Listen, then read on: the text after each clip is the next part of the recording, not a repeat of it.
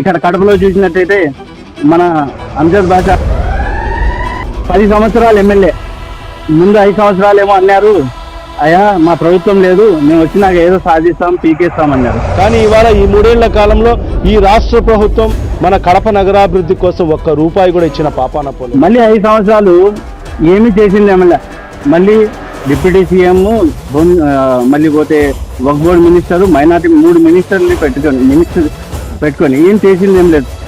అందరూ అనుకున్నారు ఆయన పాపం మైనార్టీలకు ఏమన్నా చేసినారేమో అని.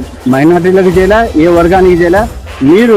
మీకు కడప ప్రజలు ఓటు వేసినప్పుడు మీరు రాష్ట్రానికే డిప్యూటీ సీఎం అయినారు కదా, మీ నియోజకవర్గం అన్నా మీరు ఏమన్నా చేసినారా? ఇప్పుడు చూస్తే దాదాపు 10-15 సంవత్సరాల నుంచి పెంచలేదంటున్నారు. మీరేం చేశారు మీ హయాంలో?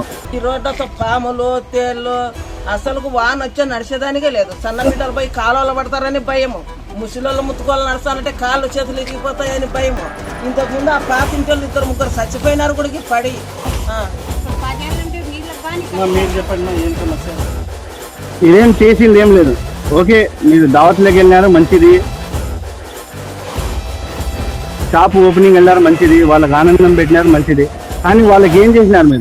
మీరు కాంగ్రెస్ పార్టీ ఏదైతే పథకాలు తెచ్చినారో మీ పార్టీ అదే తీసుకొని వెళ్తా ఉన్నారు. దాంట్లో 50% కూడా ముందుకు తీసుకోవాలే. చెప్పింది 50% అయితే అమల్లో 10-15% కూడా కాలే. సో అటువంటి ప్రభుత్వం మీది.